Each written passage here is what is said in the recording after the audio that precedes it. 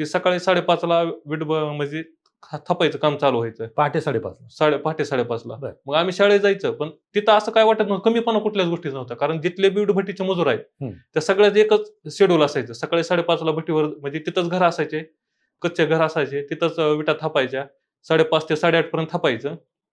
त्यानंतर शाळेत जायचं. अंघोळ वगैरे करून 10 वाजेपर्यंत शाळेत. म्हणजे तुम्ही 5:30 ते 8:30 8:30 कंटिन्युअस एक मी 10वीच्या दिवाळीच्या सुट्ट्यापर्यंत बोर्डाचे पेपर. फक्त शेवटचे 6 महिने मी काम केलं मला आठवत नाही. नाहीतर दिवाळीपर्यंत म्हणजे काम केलेलं आहे मी. बरं. आणि वीट भट्टीचं कसं असायचं, की पावसाळ्यामध्ये काम नसायचं आणि उन्हाळ्यात काम असायचं.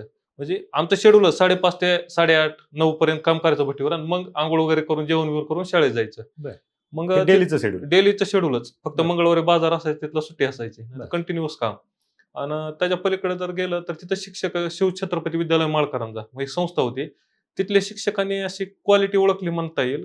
कारण वीटभट्टी ज्याची प्रतिकूल परिस्थिती आहे तीच कुठे ती प्रस्थापित गावातले जे पाटलाचे हे असते लेकरं किंवा चांगल्या घरचे लेकरं असते त्याला टक्कर दिली होती. बरं. आणि तिथली परिस्थिती तीच होती. वीटभट्टी मीच नाही, तिथले जेवढे वीटभट्टी, कारण मला डायव्हर्जन काहीच नव्हतं.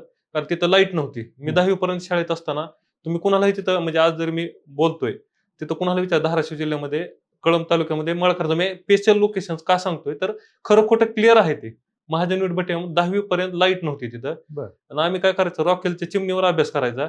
आणि त्या चिमणीचं एवढं इन्फेक्शन, सकाळी उठलं नाकात असं बघितलं काजळी तयार व्हायची बरोबर. अभ्यास करून. Yes.